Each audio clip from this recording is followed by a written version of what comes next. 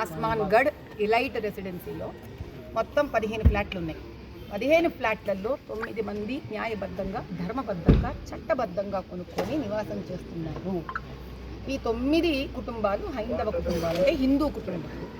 ఇది కాక ఇంకొక 6 ఫ్లాట్లు ఉన్నాయి ఇక్కడ. అందులో 3 రాజేష్ బన్సల్ అనే ఒక వ్యక్తికి అమ్మడం జరిగింది బిల్డర్ ద్వారా. వారెవరో, వారు ఎలా ఉంటారో మనం ఈ రోజు దాకా ఇక్కడికి వారు రావడం జరగలేదు. ఆ 3 ఫ్లాట్లు గత 5-6 ఏళ్లగా తాళం వేసి అలాగే ఉంది. ఇది కాక బిల్డర్ ఎవరో దుబాయ్ పార్టీ అంట. ఈ సినిమాలలోనే మామూలుగా వింటుంటాం, చూస్తుంటాం, కానీ ఇక్కడ మలక్పేటలో ఇలాంటి భాష కూడా వాడుకలో ఉంది. ఇది మనం తెలుసుకోవాల్సిన విషయం. ఏదో దుబాయ్ పార్టీకి 3 ఫ్లాట్లు అమ్మడం జరిగింది. అతను కూడా గత 5-6 ఏళ్లగా ఎప్పుడు వచ్చింది లేదు, తొంగి చూసింది లేదు, అది కూడా తాళం వేసి ఉంది. ఇది ఇలా ఉండగా అక్కడ మీరు ఒక చెప్పడం అయిపోయాక ఒక చూపించుకోండి మీరు కెమెరాలో. అక్కడ ఒక బండి ఉంది. ఆ బండి 6 ఏళ్లగా ఇక్కడ తాళం వేసి పడి ఉంది ఆ బండి. ఇది కాక ఇప్పుడు ఈ బిల్డర్ ఏం చేస్తున్నారంటే గత 3 సంవత్సరాలుగా ఈ 6 ఫ్లాట్లు అతని తాలూకా వ్యక్తుల కింద ఉంది కాబట్టి అది అతనిదో, వేరే బేనామీ పేర్ల మీద ఇతందో ఇంకెవరిదో మనకు తెలియదు. ఎందుకంటే వాళ్ళ డీటెయిల్స్ కూడా ఈ 9 మంది ఫ్లాట్ ఓనర్స్కి ఇవ్వడం జరగట్లేదు. అంటే వాళ్ళెవరో వీళ్ళకు తెలియదు.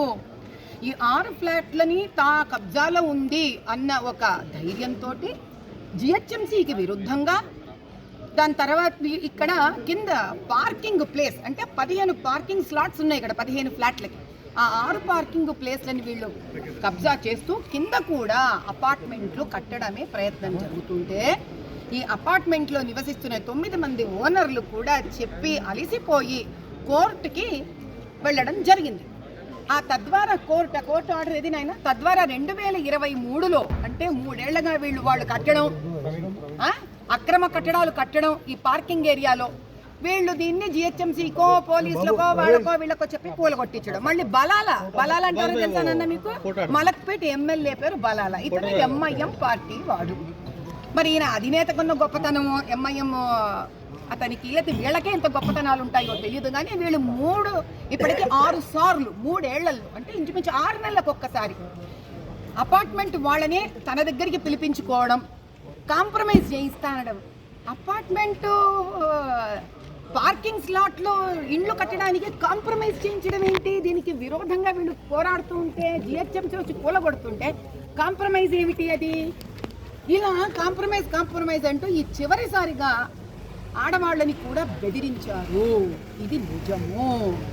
ఏమని అంటే, నీ మొగుడు విని కనుక సంతకం పెట్టకపోతే బొక్కలో తోయడం జరుగుతుంది అని స్త్రీలను బెదిరించడం అంటే ఎంత అసభ్యకరమైన స్థాయికి ఎంఐఎం పార్టీ ఎమ్మెల్యేలు దిగజారడం అనేది ఇది ఇప్పుడు ప్రపంచానికి తెలియాలి కదా. అసదుద్దీన్ పాకిస్తాన్కి వెళ్ళి అక్కడికి వెళ్ళి జై హింద్ అంటున్నాడు అని చంకలు గుద్దుకుంటున్నారు కదా అందరూ. అక్కడ జై హింద్ అంటున్నాడు, మంచిదే, కానీ ఇక్కడ జై హింద్ అనాలిగా, ఇక్కడ వాళ్ళని కాపాడుకోవాలి కదా. 2023లో ఇదోండి, it is made clear that unauthorized and illegal construction made in the stilt floor of the building in the premise bearing so number is plot number 14 situated in SBH colony Gaddi Annaram Hyderabad as mentioned in para 9 of the order shall be as per sanctioned plan in blueprint and as confirmed by the occupancy certificate issued by respondents.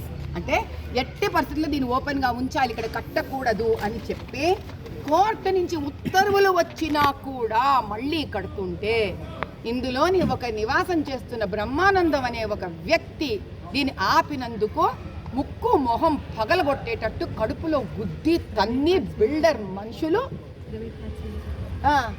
అతని పాపం private parts మీదంతా కొట్టి ఆయన hospital admit అయి ఉన్నాడు. ఏంటి అసలు ఇది? ఈ రౌడీ రాజ్యమా, దౌర్జన్యమా?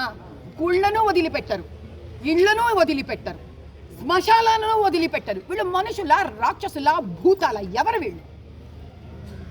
ఆ బయట వినాయకుడిని పాపం వీళ్ళు ఇప్పటికీ 4 సార్లు కట్టుకుంటే 4 సార్లు కూలగొట్టి వినాయకుడిని తీసేశారంట. వినాయక చవితి చేసుకుంటుంటే వినాయకుడిని గుడపాలతో కొట్టి విరగొట్టి వెళ్ళిపోయారంట.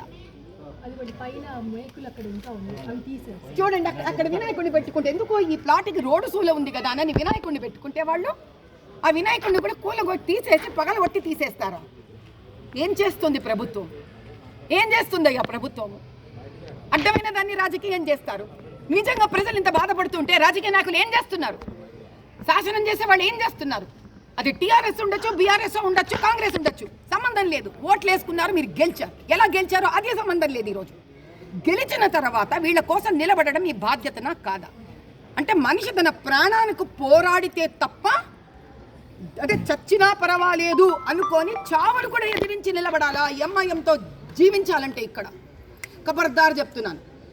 అది గెలిచిన సర్కారు కానీ దానితో చేతలు కలిపిన ఎంఐఎం అన్న కానీ ఈ ఇలైట్ రెసిడెన్సీ మీద కళ్ళెత్తి కూడా దుష్ట శక్తులు కానీ, దుర్మార్గులు కానీ, దౌర్జన్యం చేసేవాళ్ళు కానీ, ఎన్క్రోచర్స్ కానీ కళ్ళెత్తి చూస్తే రాజ్యాంగ పరంగా ఆ రోజు ఎంత దూరం వెళ్ళాలో నేను అంత దూరం వెళ్తాను. ఇప్పుడు నిన్న వీళ్ళు ఒక కంప్లైంట్ ఇచ్చేశారు. ఎందుకు